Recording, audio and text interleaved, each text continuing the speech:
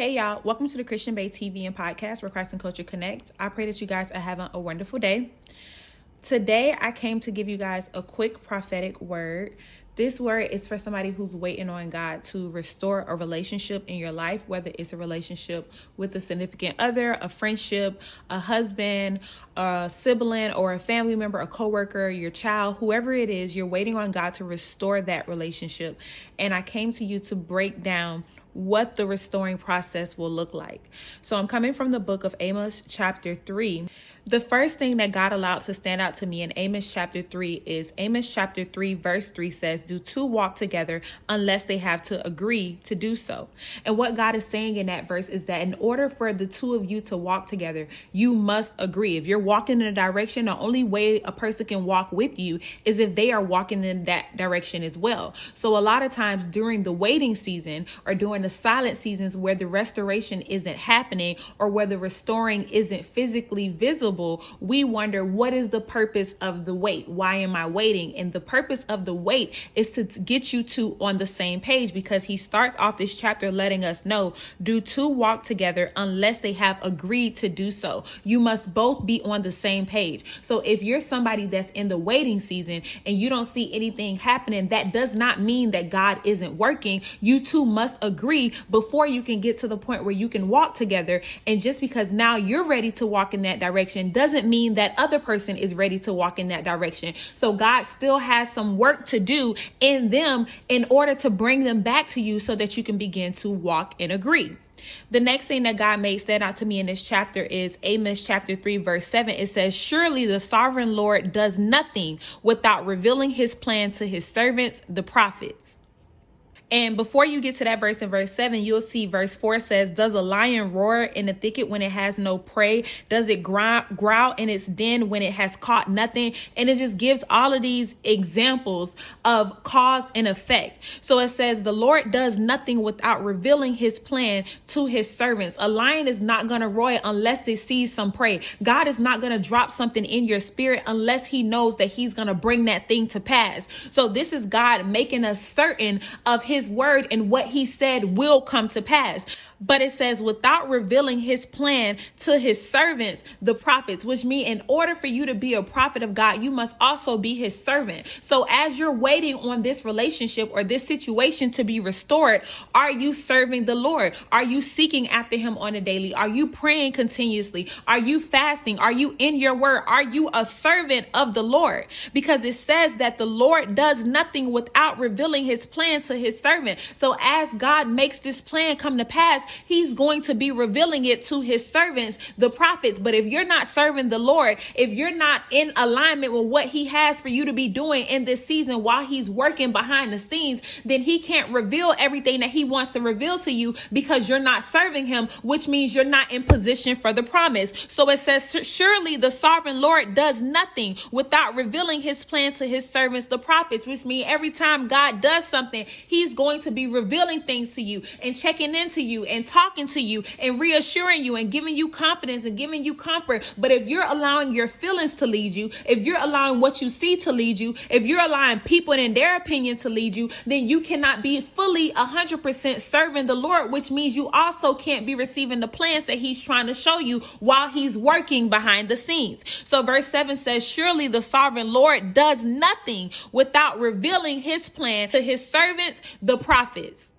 So I came to talk to his servants. I came to talk to someone that's standing and waiting on the word of God. And I want to reassure you that as long as you stay in position, as long as you stay postured, God will continue to reveal his plan to you. He will continue to reassure you. He will continue to strengthen you. He will continue to give you the fight to step another day. He will continue to show you plans and things that he has going on behind the scenes. But you must keep your posture as the servant so that you can really be his prophet. It doesn't say the servants or the prophets. It says to his servants, the prophets, which means in order to really know what God is doing, you must be serving God and you must be working under God and you must be in position with God.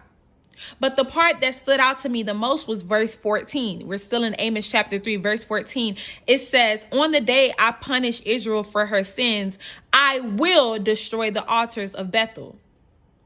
And then verse 15, he says, I will tear down the winter house. And what God wanted me to share with you guys today is in regards to the word that he gave you, in regards to the seed that he planted within you for restoration and restoring. God is saying, I will restore. It does not say I might destroy the altars and I might tear down the winter house. It does not say I might make this thing come to pass. I'm going to see what I can do. I'm going to see if I can make a way. No, it does not say that. It says I will. So with that, I will, that is a for certain statement. That statement is not unsure. It is not wavering, and it is not growing weary. That statement is written in stone. I will do this. But in order for me to do what I need to do, I need to make sure that I have my servants, the prophets, in proper position to align with the will that I'm working on.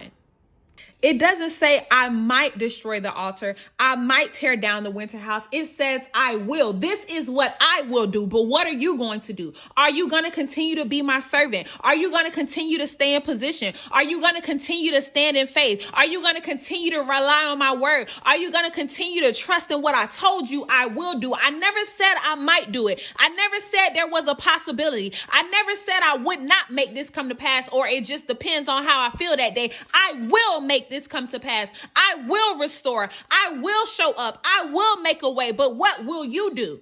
So if you're sowing into this word, if this word is for you, today's seed is the stand seed, because God is making it clear. All I need you to do is stand. All I need you to do is be a servant. And if I'm telling you to stand, continue to serve me and do your part. I'm not asking what they're doing. I'm not asking what it looked like. I'm not asking what it feel like. I'm not asking what you think or what your knowledge or what your experience has told you. I'm asking you to be a servant as unto me and do what I've called you to do. And if I told you to stand, that's all you have to worry about. I'll take it from here, because I will make my word come to pass. It will not return to me void. What I said is what it will be, but will you be in position?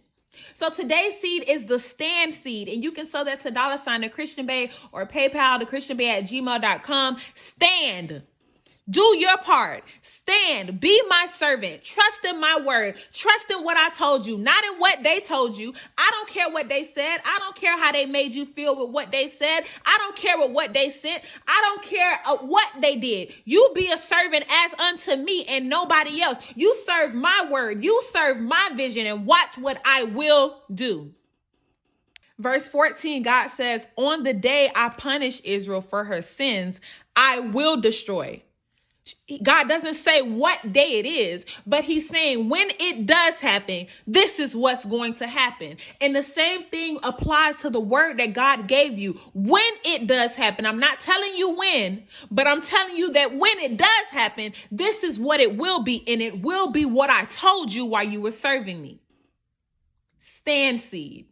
Let's pray.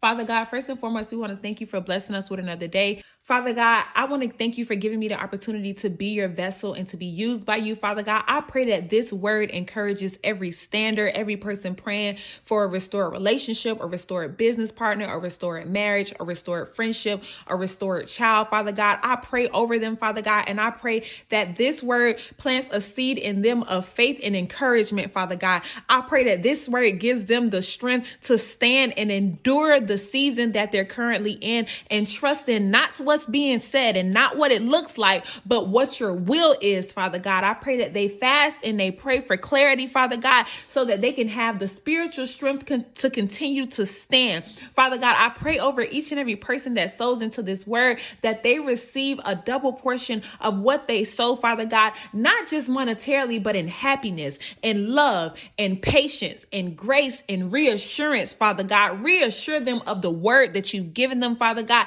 and give them the fight, the will, and the might to stand, not on anybody else's word, but yours. We love you, Father God, and will forever praise your name. In Jesus' name we pray. Amen. Don't forget to like, comment, subscribe, and leave a comment that says stand. And it doesn't just have to be relationships. Stand for that business plan that God gave you. Stand for that knowing that God gave you about this job or this car or this new location or your future family or your future friends that you're going to have, your future event, your ministry. Stand on whatever God placed in your spirit and watch what he does. I love you guys. Don't forget to like, comment, subscribe, and I'll talk to you in the next episode.